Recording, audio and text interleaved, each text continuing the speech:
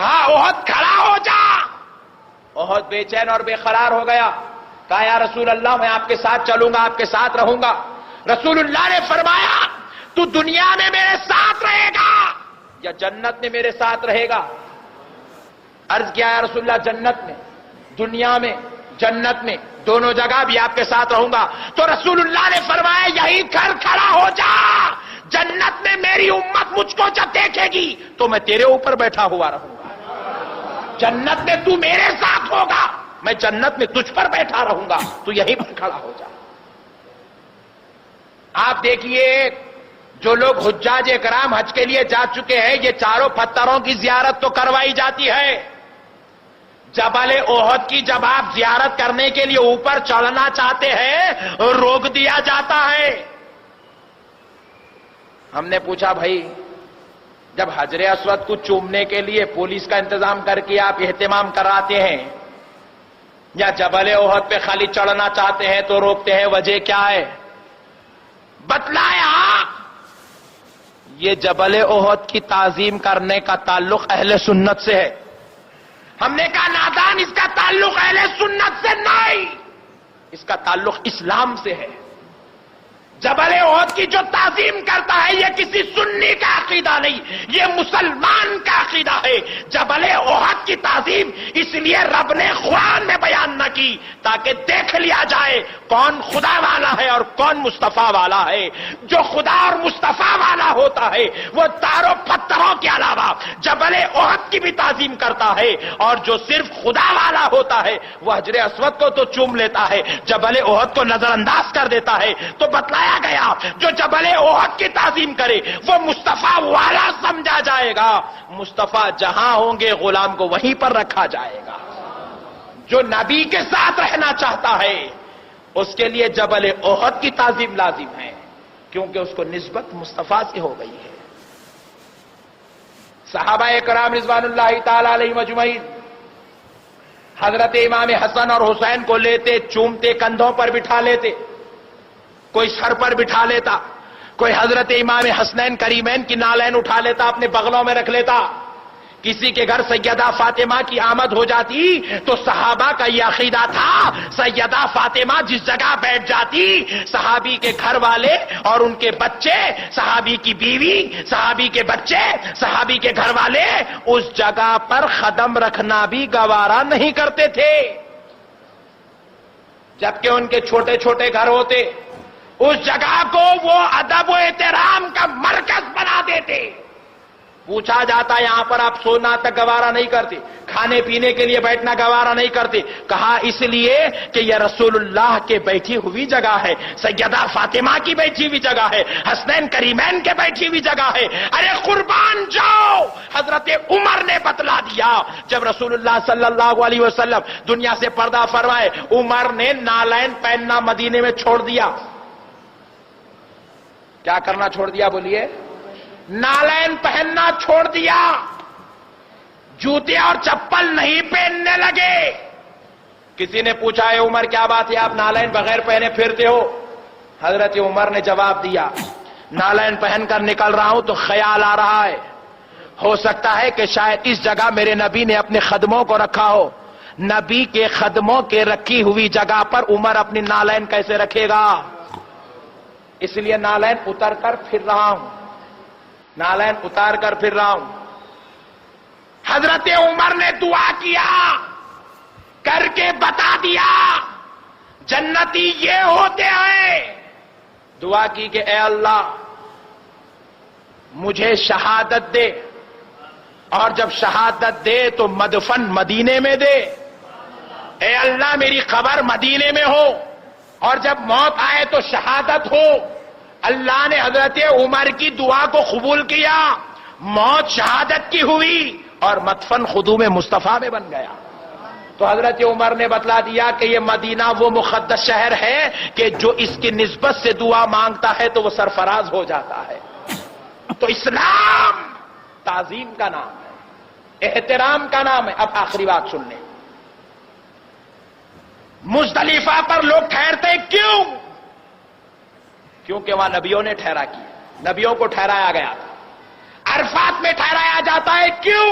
کیونکہ وہاں نبیوں کو ٹھہرایا گیا تھا. جبل رحمت پر دعا قبول ہوتی ہے کیونکہ وہ نبیوں کی دعا کرنے کی جگہ ہے, اور عرفات کے میدان میں کھڑا کیا جاتا ہے, نبیوں نے وہاں کھڑے ہوئے تھے. عرفات میں ظہر اور عصر ایک ساتھ پڑھی جاتی ہے کیونکہ وہاں نبیوں نے ایک ساتھ پڑھی تھی. معزز سامعین اکرام ذرا غور کیجئے, اللہ رب العزت نے اپنے بندوں سے کنکریاں مارنے لگوائی. جبکہ پوچھا گیا کنکری کس کو ماری جا رہی ہے حج میں؟ بولے شیطان کو. پوچھا ہوا شیطان نظر آ رہا ہے؟ بولے نہیں ہے. ارے شیطان تو مارنے والے کے ساتھ اس کے پیچھے کھڑا ہوا ہے. شیطان تو رگوں کے اندر دوڑ رہا ہے, جسموں میں اپنا کام کر رہا ہے. شیطان وہ جو بھگدڑ ہو رہی ہے وہ کام شیطان ہی کروا رہا ہے. شیطان تو ساتھ میں ہے, پھر یہ کنکر کس کو مار رہے ہو؟ حقیقت میں دیکھے تو وہاں شیطان نہیں, آج کل کے سعودی عرب کی بنائی ہوئی بہترین زبردست دیوار بنی ہوئی ہے. پہلے ایک چھوٹا سا پلر تھا, اب اتنی چوڑی دیوار ہو گئی, یہ ہماری مسجد سے بھی زیادہ چوڑی دیوار ہے. اتنی چوڑی دیوار کو پتھر مار رہے ہو. پوچھا گیا دیوانوں کیا کر رہے ہو؟ جواب ملا شیطان کو مار رہے. پوچھا شیطان ہے؟ دیکھا, دکھایا, دیکھنے کو ملا؟ بولے نہیں. پھر کس کو مار رہا ہے؟ خدا رب ذوالجلال کی قسم عقید اہل سنت زندہ ہو رہا ہے. شیطان تو نہیں ہے, لیکن خدا بتا رہا ہے تیرا تصور یہ ہے کہ تو شیطان کو تصور کر کے کنکر مارے تو شیطان کو مارنے کا ثواب جمعہ میں کھڑے ہو کے مصطفیٰ کو سلام سنانے کا تصور کر, سلام سنانے کا ثواب مل جائے. عقید اہل سنت زندہ ہو رہا ہے. تصور ہے خدا کی قسم, کوئی اور چیز نہیں. شیطان تو ساتھ میں کھڑا ہے, شیطان تو بازو کھڑا ہے. وہاں کا شیطان کی بات ہو رہی ہے. تصور دیا جا رہا ہے, تصور یہ کر کے شیطان کو کنکر مار رہا ہے, خیال یہ کر کے شیطان کو کنکر مار رہا ہے. تو شیطان کو کنکر مارنے کا ثواب مل جائے گا. ارے جب شیطان کو کنکر مارنے کا ثواب ملے گا تو پھر تصور کر کے مصطفیٰ کو اگر سلام سنا دے تو کیا ثواب نہیں ملے گا؟ کیسی الجھن میں پڑ گئی ہے جاہل قوم. کدھر کی یہ بیکار عقیدگی آج بیچ میں لا کر دنیا کو تباہ و برباد کر رہے ہو. اللہ اور اس کے رسول کا واسطہ میرے بھائیوں, یہ حرکتوں کو چھوڑیں, یہ کاموں کو چھوڑیں. میں پوچھتا ہوں ایک چھوٹا سا سوال, معافی چاہتا ہوں تھوڑی دیر ہو رہی ہے, تھوڑا برداشت کریں بھائی. مزدلفہ سے کنکر چننا کیا ضروری ہے؟ پوائنٹ نوٹ کیا جائے. مزدلفہ سے کنکر چنے جا رہے ہیں. کنکر ماننا ہے تو کیا مینا سے نہیں چن سکتے؟ بہت بڑا مسئلہ حل کر رہا ہوں آج آپ کا. مزدلفہ کیوں؟ کیونکہ ابراہیم علیہ السلام نے مزدلفہ سے کنکر اٹھائے تھے. نسبت ہے, مزدلفہ سے ہی چننا چاہیے. مزدلفہ کا ہی کنکر مارا جائے گا. مینا کا کنکر نہیں چلے گا, عرفات کا کنکر نہیں چلے گا, مکے کا کنکر نہیں چلے گا, قرب کعبے کا کنکر نہیں چلے گا, حجر اسود کے بیچ کا کنکر نہیں چلے گا, آب زمزم کے کنویں کے پاس کا کنکر نہیں چلے گا, مدینے کا کنکر بھی نہیں چلے گا. مزدلفہ سے ہی اٹھاؤ, کیونکہ ابراہیم نے مزدلفہ سے ہی اٹھایا تھا. اس لیے خدا کی قسم ہم بھی عقیدہ درست کر رہا ہوں, عقیدہ درست کر رہا ہوں, سماعت کر لیجئے. ہم بھی 12 ربیع الاول اسی دن مناتے ہیں, اسی مہینے میں مناتے ہیں, اسی شان سے مناتے ہیں کیونکہ مصطفیٰ اسی دن پیدا ہوئے. 11ویں اسی مہینے میں مناتے ہیں, غوث اعظم اسی دن پیدا ہوئے. چھٹی اسی دن رجب میں مناتے ہیں کیونکہ رجب والا پیر اجمیر والا سرکار اسی مہینے میں پیدا ہوا ہے. ارے حد تو یہ ہے ہم کنڈوں میں گوشت نہیں پکاتے کیونکہ کنڈے والے پیر کو گوشت پسند نہیں تھا. نسبت اسی وجہ سے ہے, ورنہ کوئی اور نہیں. کنکر کہیں کا بھی لیجیے, مزدلفہ کا لینا کیا ضروری ہے؟ ضروری ہے کیونکہ نسبت وہاں کی ہے, نسبت کی وجہ سے ضروری ہے, ورنہ کوئی اور بات نہیں. اسی لیے رجب میں کنڈوں بنائے جاتے ہیں، گوشت نہیں بنایا جاتا، کنڈوں میں ہی ہاتھ دھلایا جاتا ہے، باہر نہیں دھلایا جاتا، کیونکہ جس کے نام کی فاتحہ ہوتی ہے وہ اتنا اہتمام والا پیر تھا، اس کا عاشق بھی وہی اہتمام کرتا ہے۔ ہم پوچھے مولا کائنات پوری آپ کی پڑی ہوئی ہے، کنکروں کی دکانیں لگی ہوئی ہے، ہم کہیں سے بھی لے لیں گے۔ مولا بولے نہیں چلے گا، وہاں کا ہی لینا۔ ہم بولے مولا کنڈوں میں گوشت پکاتے، بولے نہیں چلے گا۔ جواب دے رہا ہوں، سمجھ میں آیا تو قبول، ورنہ واپس۔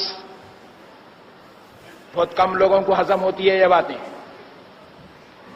بولے جھنڈا کیوں لگاتے ہیں؟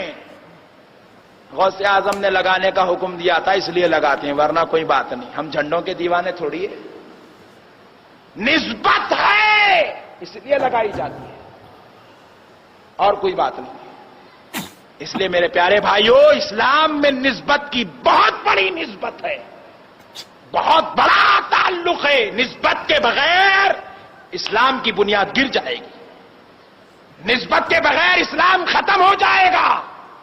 اسلام کا سارا دار و مدار نسبت پر قائم کیا گیا۔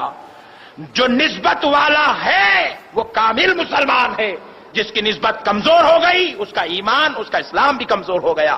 وما علینا الا البلاغ۔ ایک ضروری اعلان سماعت فرما لیجیے۔ الحمدللہ اللہ رب العزت کے فضل و کرم، حضور تاجدار کرم علیہ السلام کے صدقہ و طفیل سے ہماری مسجد میں اوپر کا کام بالکل انتہائی اختتامی مراحل میں ہے، جس میں معزز سامعین اکرام ابھی صرف 200 تھیلوں کی ضرورت ہے سیمنٹ کے، جو اگر آپ میں سے کوئی اللہ کے لال اپنی طرف سے، میں تو سوچتا ہوں کسی کو بڑی ذمہ داری دیں گے ہی نہیں، ثواب کمانے کا موقع سب کو ملنا چاہیے۔ ہر آدمی اگر ایک ایک تھیلا، اب قیمت بولے تو بات ریکارڈ ہو رہی، باہر تک جاتی، اچھی بات نہیں ہے۔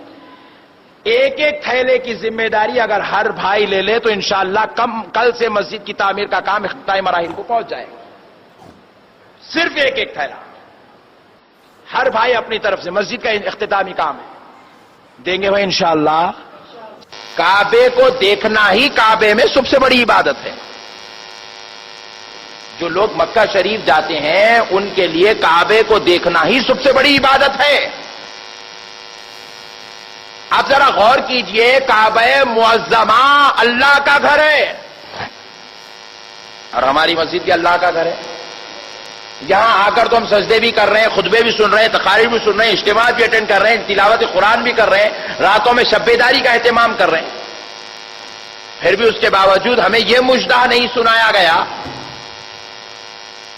کہ تم اگر اس گھر کو دیکھ لو گے تو تمہارے گناہ معاف ہو جائیں گے، جبکہ یہ بھی اللہ کا گھر ہے۔ لیکن مخصوص انداز میں کعبے کو یہ شان اور یہ فضیلت دی جا رہی ہے، جو کعبے کو دیکھ لے گا اس کے سارے گناہ معاف کر دیے جائیں گے۔ تھوڑا سا ہم غور بھی کرنا چاہیے کہ بھئی کیا بات ہے، آخر کعبے کو دیکھنے سے گناہ کیوں معاف نہیں، جبکہ کعبہ بھی اللہ کا گھر ہے۔ ہماری مسجد محمدیہ یہ بھی تو اللہ ہی کا گھر ہے، لیکن اس کو دیکھنے سے وہ شان، وہ فضیلت نہیں جو کعبے کو دیکھنے پر مل رہی ہے۔ تو جواب ملتا ہے، خوب غور کرتے ہیں تو جواب ملتا ہے۔ آواز آتی ہے تمہاری مسجد کو کس نے بنایا؟ ہم کہتے ہیں بھائی مستری نے بنایا۔ تو بولے خیر ہے، بھلا ہے کہ اگر وہ مستری مسلمان تھا، ورنہ مسجد کی تعمیر میں غیر مسلم مستری کا بھی استعمال ہوتا ہے۔ ہمارا گھر یہ ہے جسے کسی غیروں نے تعمیر کیا ہو، کسی غیر نے اپنی تھاپی سے، اپنے ہاتھ سے اس کی جو ہے استرکاری کی ہو۔